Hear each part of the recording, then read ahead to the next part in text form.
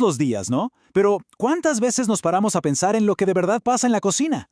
Hoy vamos a ver la gastronomía no como una simple rutina, sino como lo que es, una forma de arte increíble. A ver, pensemos en esto.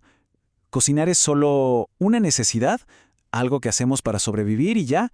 ¿O será que hay algo más, algo casi mágico cada vez que se juntan los ingredientes? Pues la respuesta, según el material que estamos revisando, es que sí. Y con mayúsculas, cocinar es muchísimo más que solo alimentarse.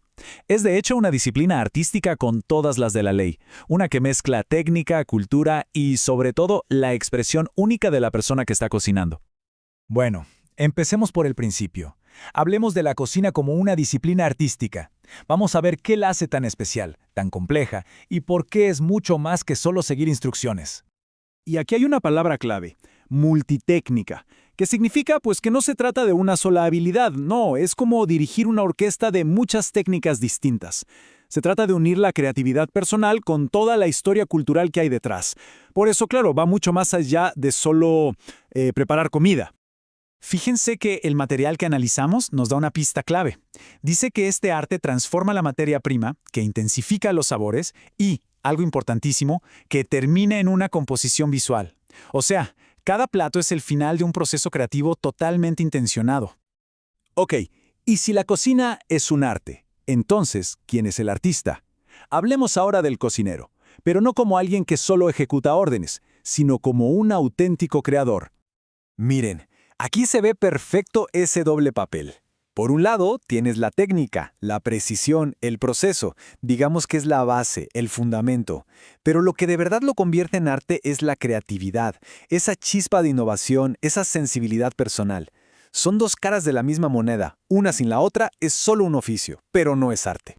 Y este punto me parece fundamental. Un gran cocinero no inventa desde cero, sino que conversa con la historia. Su sensibilidad le permite agarrar esa creatividad de generaciones y traerla al presente, darle una vuelta, una visión nueva. Entonces, ¿dónde se plasma esa visión? En la receta. Pero ojo, no hay que pensar en la receta como una lista de compras. Hay que verla, más bien, como el guión de una historia irrepetible. Y miren cómo se desarrolla esta historia. Cada uno de estos pasos es una decisión creativa. Todo arranca con la selección de los ingredientes, con el respeto al producto. De ahí pasamos a la precisión, al dominio de la técnica. Luego viene el diálogo, ese punto donde se encuentran la tradición y las nuevas ideas. Y al final, la creación, un resultado que es único. Así que, al final, la idea central es esta. Cada receta es un vehículo. Lleva consigo la historia de una cultura, la firma de su creador y la esencia de sus ingredientes. Es, en sí misma, un pequeño testimonio. Pero claro, toda historia necesita un gran final, ¿verdad? Pues en la gastronomía, ese momento cumbre es el plato servido, el instante en que la comida se vuelve una obra de arte para los ojos.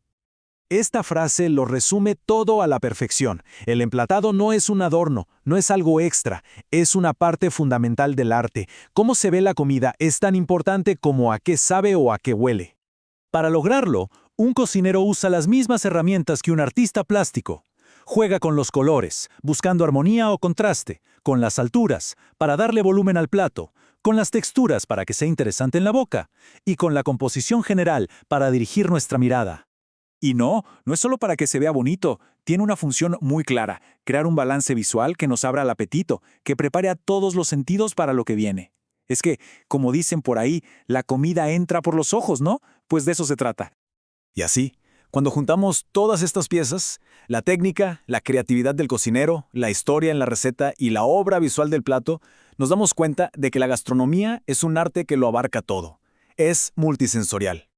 Es un arte que no solo se ve, sino que se huele, se toca y, por supuesto, se saborea. Es una mezcla de técnica súper rigurosa, de sentimiento profundo y de historia, todo en una de las formas de arte más cercanas y accesibles que existen. Al final, el propósito es increíblemente profundo. Agarra algo tan básico como la necesidad de comer y lo convierte en una experiencia que se queda en la memoria. Es una forma de celebrar la cultura, la creatividad y, en el fondo, de celebrar la vida misma. Y con esto llegamos al final, con una pregunta que queda flotando en el aire. Después de ver todo esto, ¿cómo veremos nuestro próximo plato? Quizás la próxima vez que nos sentemos a comer, no solo veamos comida, sino una pequeña obra de arte esperando a ser descubierta.